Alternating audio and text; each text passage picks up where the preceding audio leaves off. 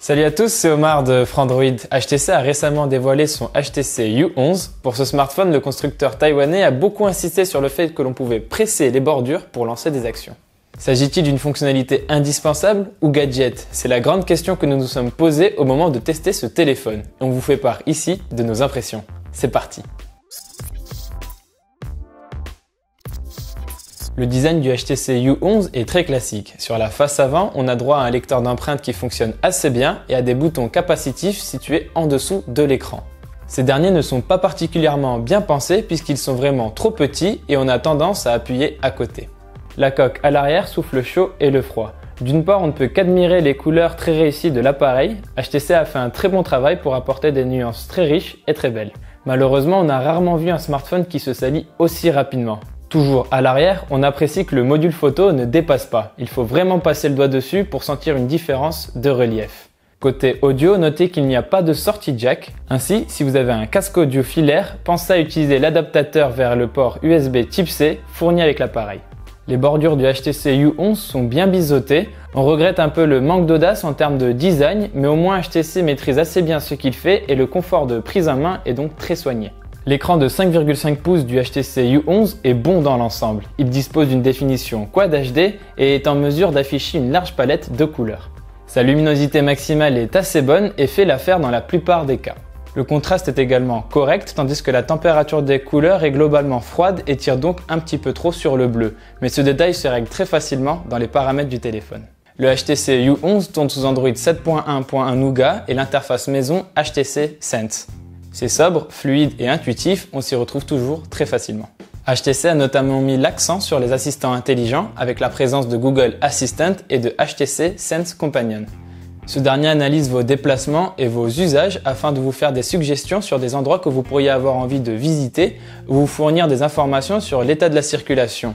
Il peut aussi vous rappeler de faire un petit peu de sport au besoin ou de prendre votre parapluie quand la météo est mauvaise. Parlons maintenant de Sense Edge. C'est le nom de la fonctionnalité qui permet de squeezer le téléphone pour lancer des applications. En pressant le HTC U11, vous pouvez donc activer l'appareil photo, l'assistant vocal ou encore la lampe torche.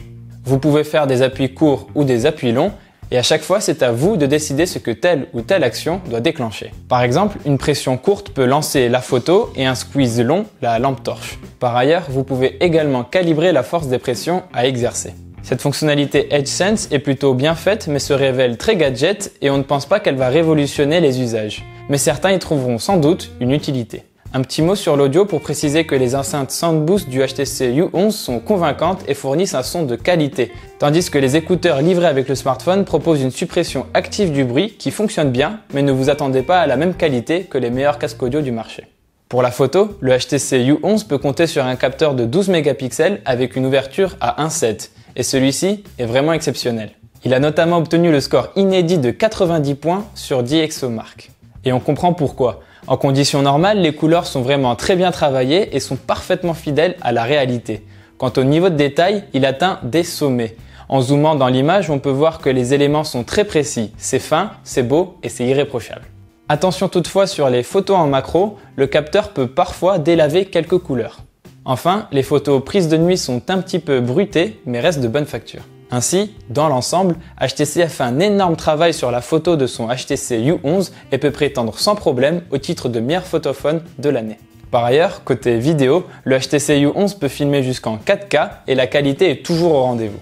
Côté performance, le Snapdragon 835 tient toutes ses promesses. Il est couplé à 4 Go de RAM et permet au HTC U11 de tourner à plein régime sans problème. Résultat, une belle fluidité sur les jeux les plus gourmands avec un grand nombre d'images affichées par seconde. Notez par ailleurs que le téléphone peut chauffer dans certains cas, mais ce n'est jamais très grave. Enfin, sur la question de l'autonomie, on pensait que la batterie de 3000 mAh ne serait pas suffisante. Finalement, elle tient vraiment bien la route pour une utilisation quotidienne assez poussée. On note tout de même qu'elle souffre un peu quand on filme en 4K ou que l'on pousse la luminosité maximale à fond pendant une longue période. Mais pas de panique, le Quick Charge 3.0 permet de recharger la moitié de la batterie en une demi-heure environ. Alors, que faut-il retenir du HTC U11 ? Côté performance, qualité audio et surtout photo, ce téléphone est presque irréprochable. On regrette simplement un dos beaucoup trop salissant et l'absence de prise jack. Enfin, on est un peu dubitatif sur l'utilité du EdgeSense qui permet de squeezer le téléphone. Lancé en France au prix de 759 €, le HTC U11 est un téléphone aux fonctionnalités originales mais pas révolutionnaires, mais il reste tout de même un très bon téléphone.